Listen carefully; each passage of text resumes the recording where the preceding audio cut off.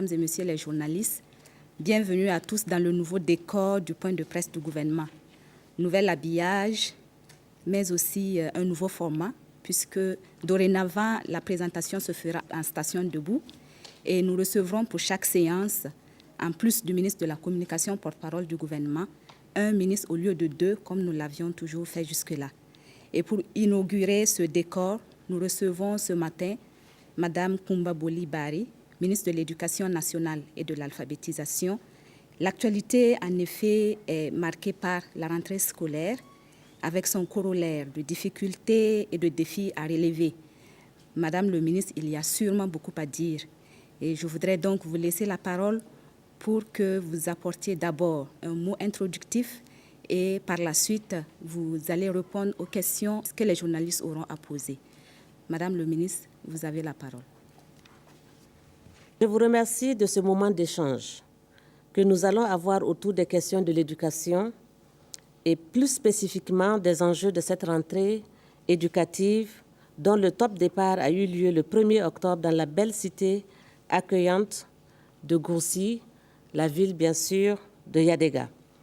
L'éducation, c'est l'affaire de la nation, comme vous le savez tous et toutes. C'est la performance du système éducatif et son adaptation à un environnement social, culturel et politique qui conditionne bien sûr son appropriation par l'ensemble de la communauté nationale. De ce point de vue, la politique du Burkina Faso en matière d'éducation a été tout le temps guidée par l'impératif d'un accès démocratique à l'école pour l'ensemble des enfants du Burkina, des adolescents, des adolescentes, des hommes et des femmes, sans discrimination aucune et avec un souci constant de l'amélioration, bien sûr, de ces apprentissages. Le gouvernement, dans un contexte où tout est prioritaire, a régulièrement fait des efforts qu'il faut pour améliorer et faire progresser les dotations budgétaires au niveau du système éducatif. Cet effort du gouvernement est accompagné par un personnel enseignant, consciencieux, fortement engagé, malgré parfois les conditions difficiles de travail. C'est pourquoi je voudrais adresser, à l'entame de cette nouvelle année éducative, mes sincères félicitations aux enseignants et aux enseignantes. Je voudrais vraiment féliciter aussi les élèves, les parents d'élèves et l'ensemble des partenaires techniques et financiers et toute la société civile et particulièrement aussi nos partenaires sociaux. Mesdames et messieurs, l'importance que le gouvernement accorde à l'école implique un constant et permanent exercice de questionnement sur ses missions et son fonctionnement. Comment corriger le dysfonctionnement pour permettre au système éducatif de jouer pleinement son rôle dans la formation des citoyens et des citoyennes burkinabés, pétris de valeurs humaines les plus élevées qui nous sont chères en même temps qu'ils et elles acquièrent des compétences et des savoirs nécessaires au développement de leur pays.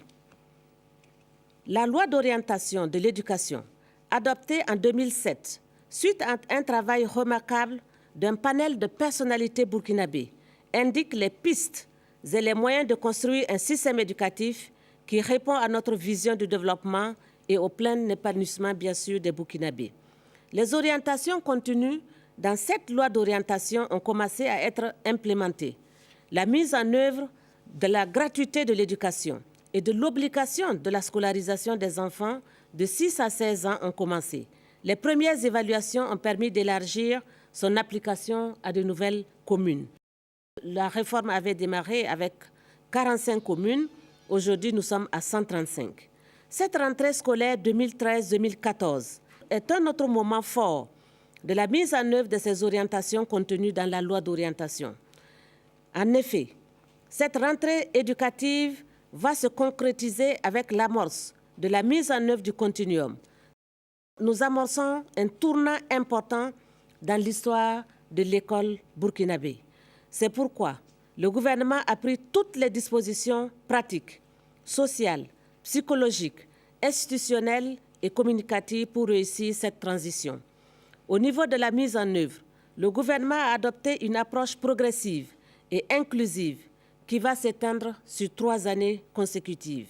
Le gouvernement se donne 3 ans pour conduire la réforme en mettant progressivement les infrastructures indispensables en place, en continuant le dialogue constructif avec les partenaires sociaux, en questionnant continuellement la mise en œuvre des mécanismes adaptés de suivi, de capitalisation pour des corrections et des adaptations éventuelles.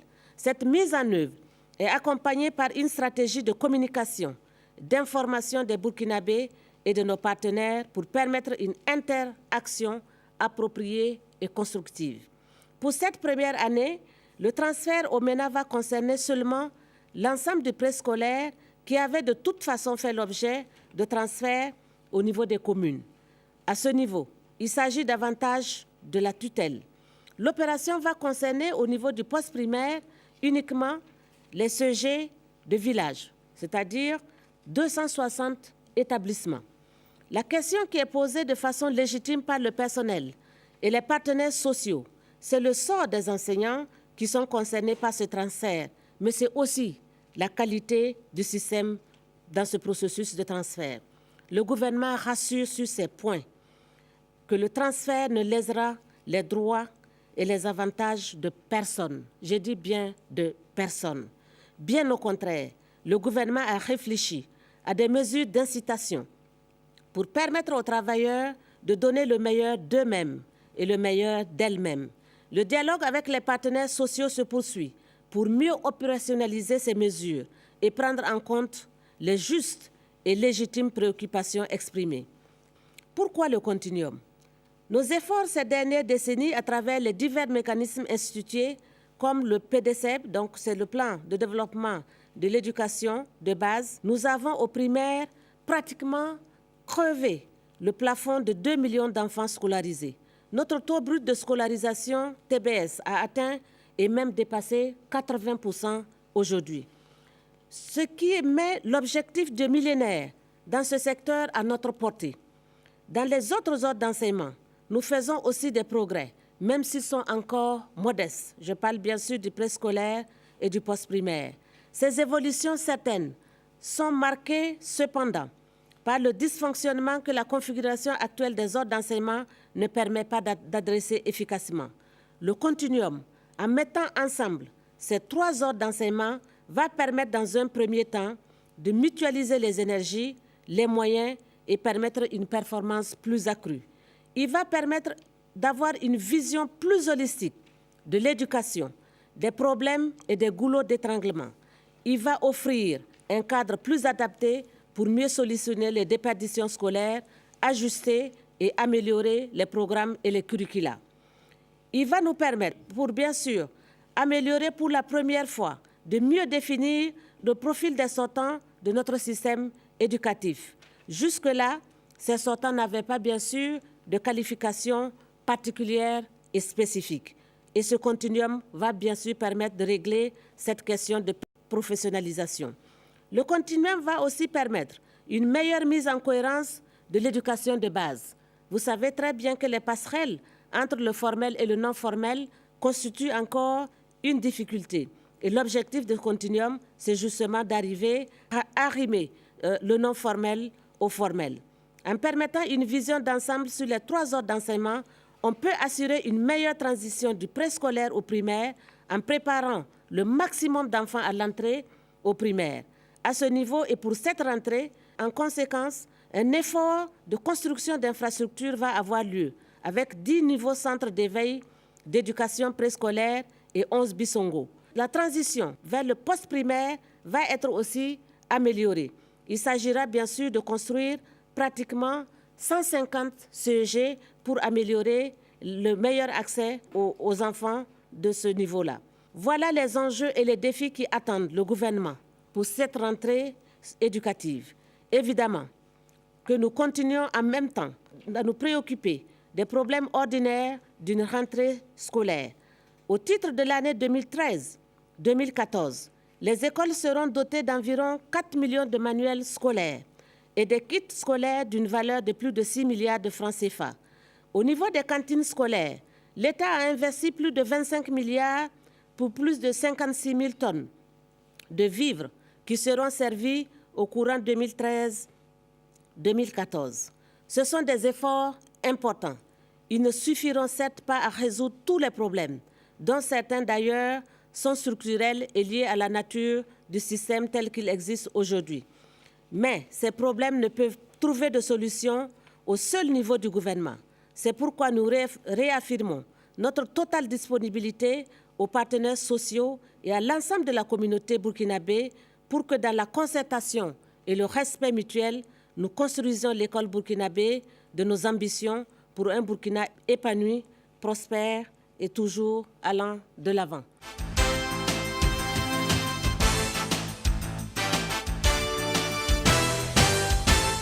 Si nous sommes arrivés autour de 25 milliards en ce qui concerne les cantines scolaires, il faut reconnaître aussi et saisir cette opportunité pour remercier les partenaires techniques et financiers parce que cette année, nous avons pu mobiliser, grâce à leur appui et à leur accompagnement, pratiquement près de 39 milliards pour les 3 prochaines années à travers le PME. C'est le partenariat mondial pour l'éducation.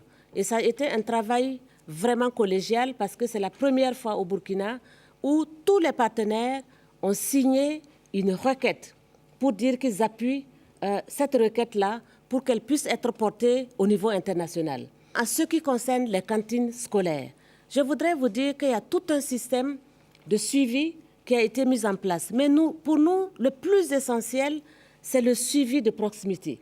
Vous savez, nous sommes dans un processus de décentralisation, mais aussi de déconcentration. Nous avons décidé cette année d'expérimenter avec 302 écoles, tout simplement pour disponibiliser les ressources financières et permettre au comité de gestion de ces écoles de recevoir ces ressources financières et d'acheter les vivres directement au niveau des paysans et des paysannes de la localité.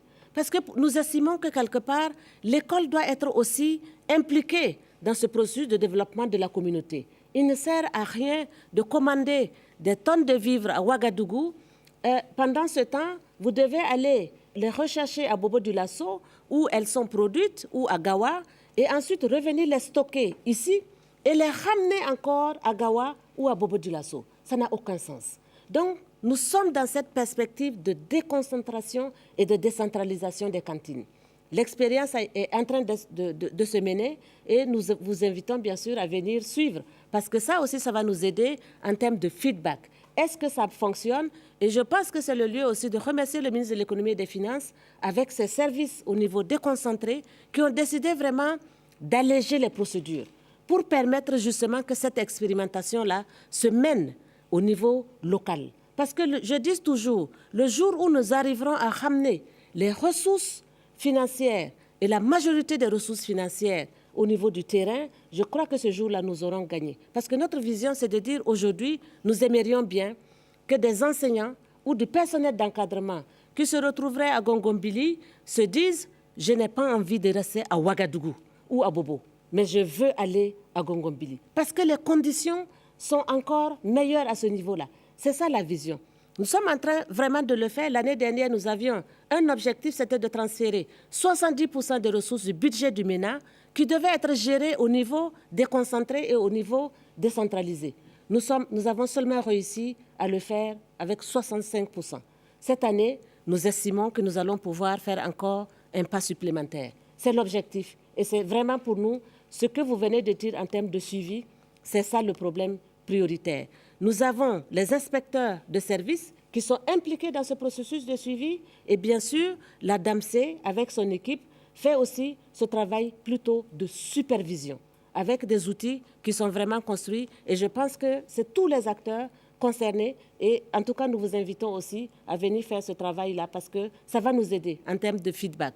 Je dis toujours, pour moi, ce qui est important, c'est la façon aussi dont les journalistes nous rendent compte de nos actions sur le terrain. Parce que vous allez voir, vous regardez, vous nous interpellez et vraiment ça nous aide aussi à avancer. Donc vous êtes la bienvenue.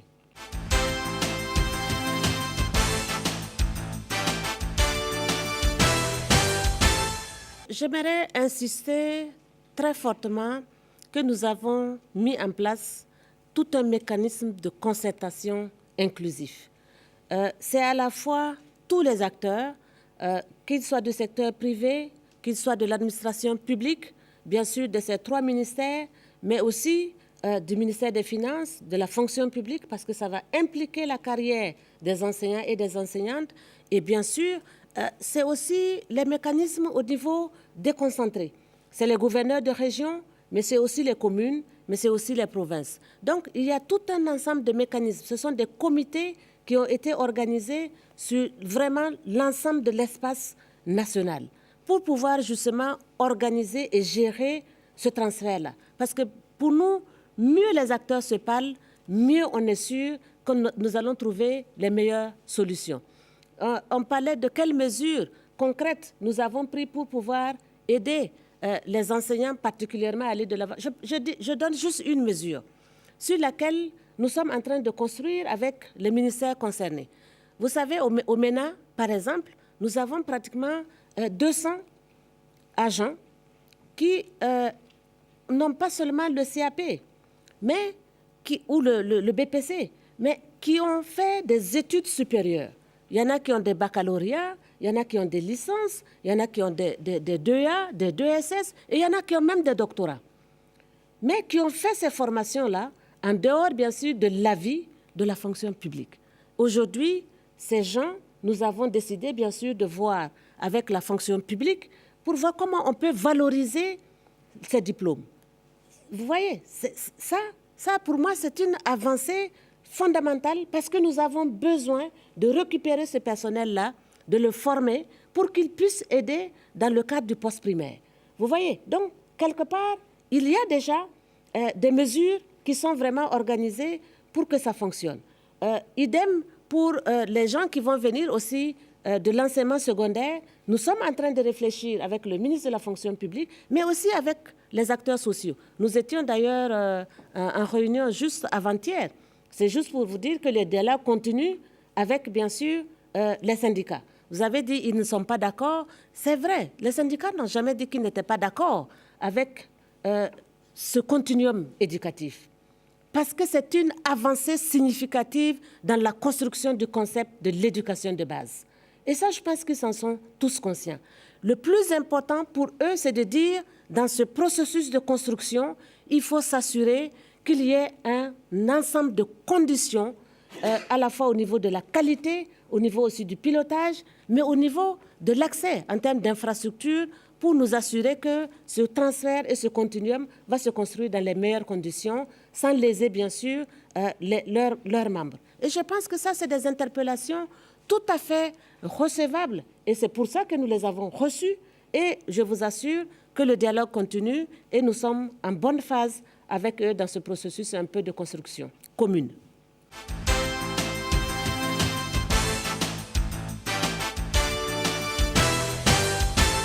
Je voudrais très sincèrement vous rassurer et rassurer les parents d'élèves, rassurer les enseignants et rassurer les enseignantes pour cette rentrée éducative.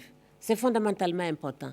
Le gouvernement a pris des mesures pour permettre que cette rentrée s'effectue dans les meilleures conditions. Et je pense que l'éducation, comme je le disais au départ, ce n'est pas seulement l'affaire du gouvernement. Et quand vous en parlez, mais surtout quand les parents d'élèves en parlent, c'est une question fondamentalement importante pour l'ensemble de la société burkinabé. Et c'est dans ce sens-là qu'il faut effectivement considérer aussi toute cette question des infrastructures. Vous avez dit qu'il y a des infrastructures qui ne sont pas encore livrées. C'est vrai, il y en a qui ne sont pas encore livrées. Le processus, nous, on a par exemple l'ENEP de Dédougou que nous allons recevoir en octobre. Et la rentrée, effectivement, elle est prévue en novembre. C'est vrai, il y a aussi quelques écoles qui ne sont pas encore réceptionnées. Mais je dis toujours, pour nous, ce qui est essentiel, c'est avec les comités qui ont été organisés au niveau des communes, comment chaque maire, avec son conseil municipal, mais surtout avec l'association des parents d'élèves, on peut organiser le processus pour permettre aux enfants de démarrer en sachant que dans une semaine ou deux, une école va être prête pour pouvoir les abriter. Et pour nous, ce qui est aussi essentiel, c'est que nous avons, l'année dernière, avec l'association, la Chambre des métiers, nous avons acquis 50 000 tables bancs. que nous avons pu dispatcher au niveau de l'ensemble du pays, parce que cette année, nous avons décidé de ne même pas commander les tables-bancs au niveau central. C'est vraiment les artisans dans chaque commune, dans chaque province, qui ont été impliqués et qui ont construit ces tables-bancs-là et qui les ont dispatchés au niveau de chaque école, directement avec des bordereaux de livraison. Donc, la question des infrastructures, c'est une question importante sur laquelle, cette année, nous avons décidé, avec le ministère de l'Économie et des Finances, d'anticiper. C'est-à-dire que c'est maintenant, actuellement là, les marchés pour 2014 sont déjà en train d'être lancés. C'est juste pour vous dire que nous prenons vraiment à bras le corps cette question-là parce qu'il faut anticiper, permettre, bien sûr, aux prestataires de services de disposer des ressources à temps et bien sûr de nous livrer aussi nos infrastructures à temps. Parce que le problème que nous avions, c'est aussi cette question de procédure. Vous lancez des marchés pour les constructions, à un moment donné, un prestataire de services dit « on a donné à X, moi je ne suis pas d'accord ». Dès qu'il dit qu'il n'est pas d'accord, puisque c'est son droit, ça fait partie aussi du principe d'équité, d'avoir la possibilité de se plaindre et d'attaquer une procédure. Il attaque la procédure, vous êtes reparti pour 6 mois. Voilà.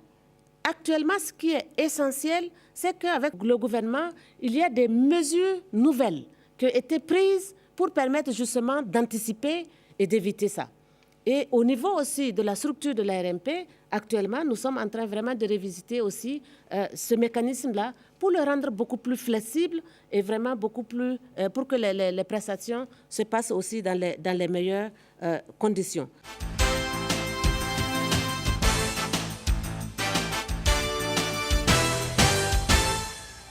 Nous avons rencontré l'ensemble des syndicats signataires de ce préavis de grève.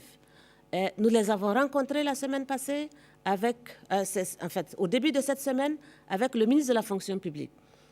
Il est ressorti tout simplement que cette grève est inscrite dans un cadre international. C'est une action mondiale.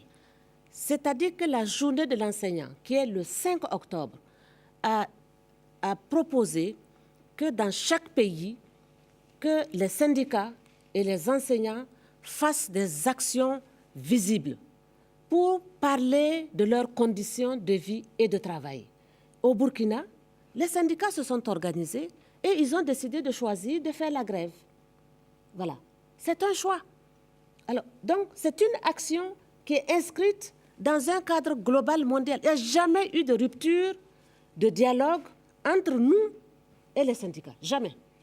Et je pense que c'est vraiment même le lieu de les féliciter parce qu'au niveau du ministère de l'Éducation nationale et de l'alphabétisation, nous avons un partenariat exemplaire avec l'ensemble des acteurs sociaux et nous avons eu une année apaisée en 2012-2013. Et vraiment, je les remercie pour leur responsabilité citoyenne et je suis sûre et certaine que nous allons continuer, bien sûr, dans ce processus un peu de dialogue pour que l'école burkinabé et l'éducation au Burkina puissent encore gagner et aller plus loin. Donc, il y a un ensemble de revendications, bien sûr, qu'ils ont mis sur la table et nous allons les examiner ensemble et dans ce cadre vraiment construit.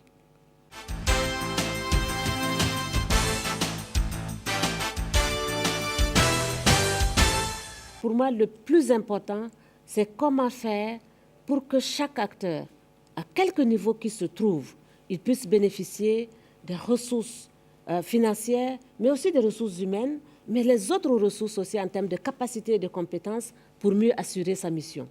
Et le personnel d'encadrement est tellement important dans la chaîne des responsabilités que nous ne pouvons pas ne pas les appuyer. Et c'est pour ça que depuis 2 années, l'année dernière, nous avions distribué près de 250 motos au niveau national. Habituellement, nous avions 70 000 francs de carburant pour les SEB comme dotation spéciale. Et cette année, c'est 140 000. Et au-delà, chaque année, c'est 30 000 francs qu'on donnait aussi pour les dotations. Cette année, ils sont à 60 000. Je pense que, et ça, c'est la dotation permanente. Donc, nous avons vraiment essayé de majorer l'ensemble des dotations en ce qui concerne le carburant. Et je voudrais vraiment rassurer le personnel d'encadrement que leurs carburants vont les parvenir. Et si leurs carburants ne leur parviennent pas, ils ont des mécanismes, bien sûr, pour nous faire passer l'information. Et si nous avons l'information, nous allons veiller à ce que ça se régule de la meilleure des façons.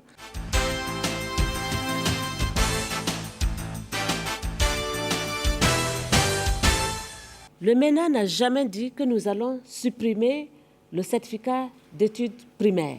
Nous sommes dans la réflexion de construction d'un continuum. Donc, peut-être que le certificat, avec l'ensemble des acteurs, quand nous allons nous asseoir, et le processus a déjà démarré, parce que l'année dernière, il y a déjà eu une réflexion au cours du bilan du certificat. Donc, le bilan du certificat a permis déjà aux acteurs de faire vraiment des propositions, mais au-delà, même les partenaires techniques et financiers ont été rencontrés à Koudougou, où cette question est encore revenue sur la table.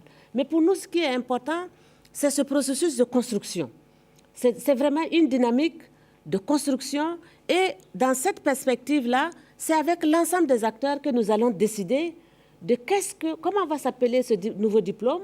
Est-ce qu'il y aura un diplôme intermédiaire qui va rester certificat ou qui va s'appeler autre chose, et on verra comment il va s'organiser, en se disant qu'il faut le déconcentrer et le décentraliser au maximum, parce que c'est ça aussi qui fait sens. Il faut qu'on arrive un peu à pousser davantage pour que la décentralisation de cette question de certification s'organise pour d'ailleurs l'ensemble aussi du curriculum. Moi, je verrais aujourd'hui qu'une bonne partie du curriculum, peut-être dans les 60 ou 70%, c'est basique, c'est des profils ou des éléments de contenu qui vont concerner tous les Burkinabés, mais qu'il y ait quand même des spécificités régionales et des spécificités communales dans ce nouveau curriculum à construire. Et si on veut le faire, il est évident que la perspective aussi de certification va pouvoir s'organiser dans ce sens-là.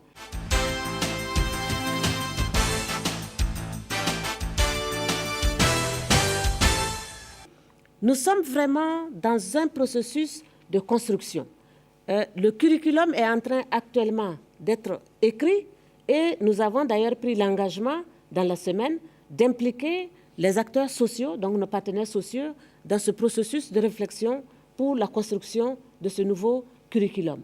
Vous savez très bien aussi que les formateurs, en ce qui concernait par exemple l'éducation primaire, c'était 2 ans.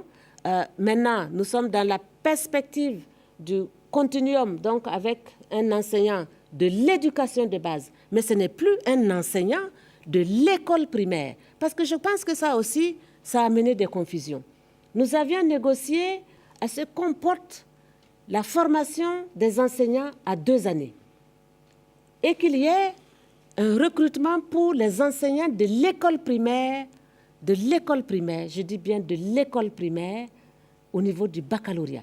Qu'on porte le niveau de recrutement au niveau baccalauréat. Mais c'était pour l'école primaire. Et aujourd'hui, il y a une confusion fondamentale parce que les gens pensent que nous parlons des enseignants et des enseignantes de l'éducation de base, donc du post-primaire. Non. Vraiment, j'aimerais bien qu'il y ait vraiment qu'on mette balle à terre et qu'on se comprenne. On n'a jamais parlé du niveau de recrutement des enseignants de l'éducation de base pour le baccalauréat. Non. Si on parle de post-primaire, les gens ont déjà le niveau de licence et autres. Donc, on ne peut pas se permettre de parler des enseignants du post-primaire en disant que c'est le niveau baccalauréat. Vous voyez ce que je veux dire? Mais il y a effectivement dans la communication, pour beaucoup, quand ils ont entendu niveau baccalauréat, ils se sont dit « Ouh là là, maintenant, c'est voilà, les enseignants même des CEG là, c'est le baccalauréat. » Donc, j'aimerais vraiment, pour moi, il y a des implications fortes sur le système éducatif, et c'est pour ça que j'ai appelé d'ailleurs l'ensemble des enseignants et des enseignantes à continuer d'apprendre, à aller s'inscrire dans des écoles de formation, à continuer à s'inscrire aussi à l'université, parce qu'il va falloir fondamentalement élever le niveau de formation de nos de notre système éducatif. Et ce n'est pas la formation et ce n'est pas l'auto-formation. En tout cas, le MENA s'organise pour donner des espaces de formation à nos enseignants et à nos enseignantes pour élever ce niveau-là davantage.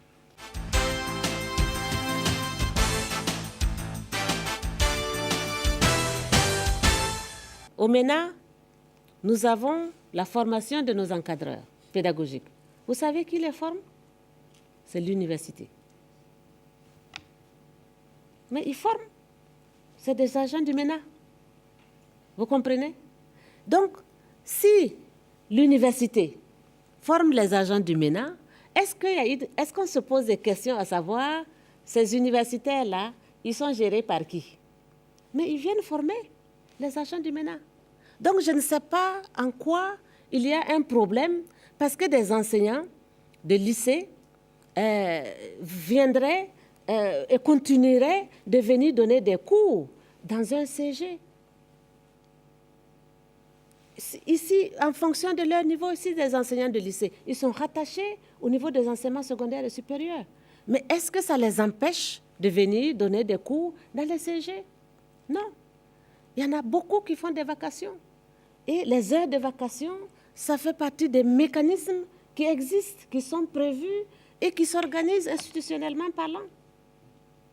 Et c'est pareil pour la formation aussi des universitaires qui interviennent dans le processus de formation des agents du ministère de l'Éducation nationale et de l'alphabétisation. Donc, je pense que c'est vraiment très important de rassurer les uns et les autres.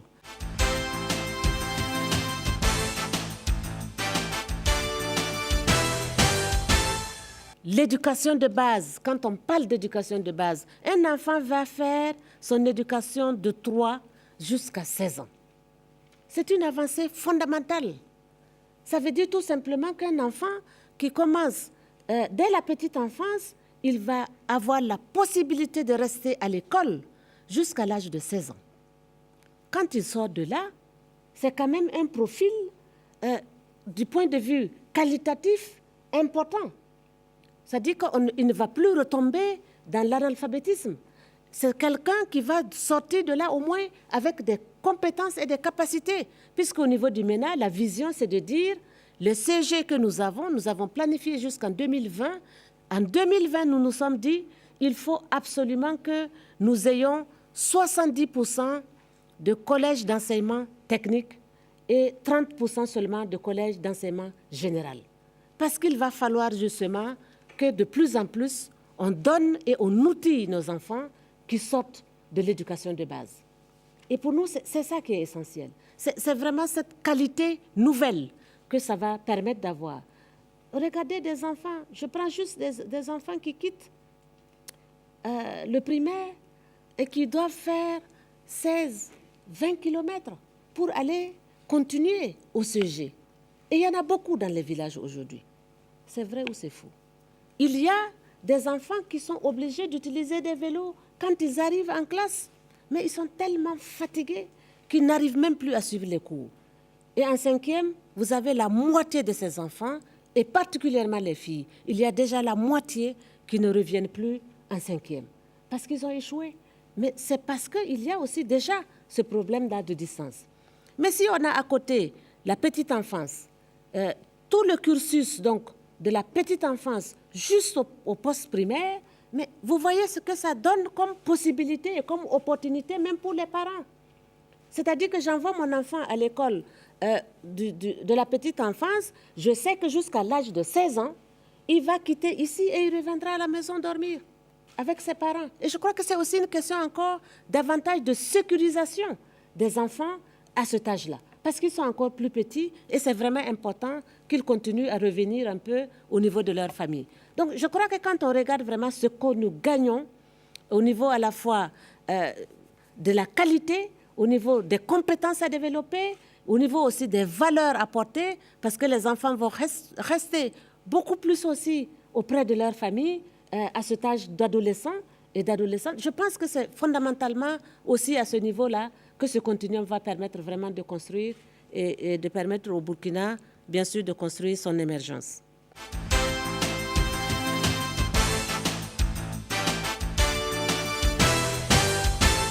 il y a 4 millions de manuels scolaires qui ont déjà été disponibilisés au niveau des écoles. Et pour moi, ce qui est important, c'est notre capacité d'anticipation. Parce que chaque année, à la fin de chaque année, ce que nous faisons aussi, c'est de faire un petit bilan. Pour dire, pour telle rubrique et telle rubrique, qu'est-ce qui s'est passé, comment on a avancé, quelles leçons on tire. Et très honnêtement, c'est aussi important que vous puissiez nous faire aussi un feedback de la distribution de ces manuels. Parce que nous avons vraiment anticipé cette année et ça vaut la peine que vous nous fassiez, vous qui allez sur le terrain, pour nous dire est-ce que réellement ça a mieux fonctionné que l'année passée. En tout cas, nous sommes convaincus parce que nous avons anticipé cette année. En ce qui concerne les fournitures, c'est pareil. Parce que les fournitures, c'est un transfert qui a été fait aux communes pour nous rassurer que à côté, la commune, elle est encore plus à même de savoir quels sont les besoins des enfants, comment s'assurer que toutes les écoles soient tout à fait dotées et dotées à temps. Mais assez souvent aussi, nous avons quelques communes où il y a effectivement des défaillances. Mais nous avons toujours un fonds que nous gardons, un fonds de fourniture vraiment qui nous permet d'agir à temps. Et ça, ce fonds-là, il existe. Et chaque fois que nous entendons qu'il y a une commune qui n'est pas arrivée à faire l'acquisition des fournitures à temps, vraiment, le système se met en place et on arrive assez rapidement à octroyer ces écoles-là, donc à faire la distribution très rapidement. Et ensuite seulement, dès que la commune acquiert, bien sûr, son fonds de fourniture, nous récupérons pour remettre dans ce stock de sécurité. Donc, c'est comme ça que nous fonctionnons aussi au niveau des fournitures. Je souhaiterais encore une très, très, très belle rentrée à tous les acteurs du système éducatif, dans la paix, dans la joie et dans le bonheur. Parce que s'ils sont heureux, je suis sûre et certaine qu'ils vont réussir et elles vont réussir.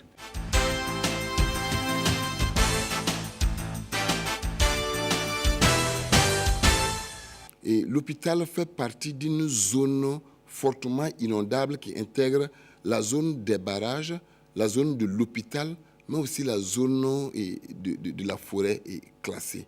Et je pense qu'il y a un très grand projet au niveau du ministère de l'Habitat et de l'Urbanisme pour faire des ouvrages d'ampleur pour régler définitivement la question justement de cette zone inondable au niveau de la ville de Ouagadougou.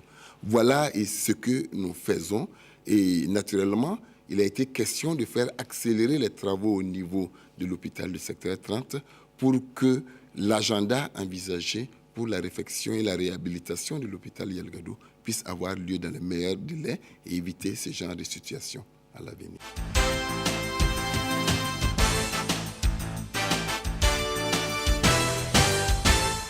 Le gouvernement essaie de faire face à ce type de situation dans le cadre justement des règles de l'état de droit. Il va de soi que tous les états de droit connaissent ce type de situation. Le défi à relever pour le gouvernement est d'avoir les moyens de réaction suffisants pour faire face à ce type de situation. On était un tant soit peu au courant, on suivait. Et d'ailleurs, cette anticipation qui a fait que nous avons pu maîtriser la situation et éviter que ça ne tourne à un drame. On pourrait dire, comme le gouverneur a eu à le dire, et face aux médias, qu'il y a eu 3 blessés légers. Et pour d'autres situations de moindre importance, ça a pris des tournures autrement plus graves.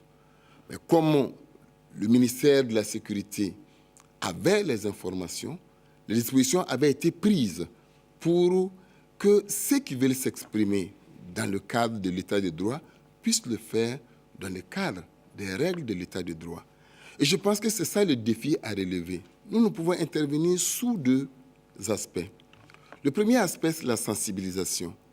C'est de demander aux populations et de leur faire comprendre à quel point est-ce que la paix, l'ordre et la sécurité sont des ingrédients important et essentiel de l'état de droit, du développement et de la démocratie.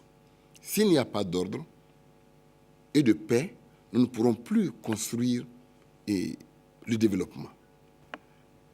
Il faut que tout le monde soit sensibilisé à cela, à la citoyenneté qui veut que nous puissions respecter les institutions, respecter l'état de droit, respecter les règles. Aujourd'hui, au Burkina, je pense que nous avons les libertés d'association et de manifestation suffisantes pour permettre à tout citoyen d'exprimer ce qu'il veut, quand il veut, où il veut.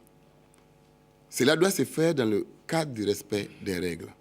Maintenant, sous le deuxième aspect, qui n'est pas moins important, l'État doit pouvoir avoir la possibilité de réprimer toute situation qui prend le décor et qui met en mal la paix, la sécurité et l'ordre public et qui soit contraire aux règles de l'état de droit. Et je pense que c'est cette double expression que le gouvernement met en avant, sensibilisation, mais aussi répression, si on estime que les conditions pour réprimer sont remplies parce qu'il y a des citoyens qui ont failli justement aux règles essentielles de l'état de droit.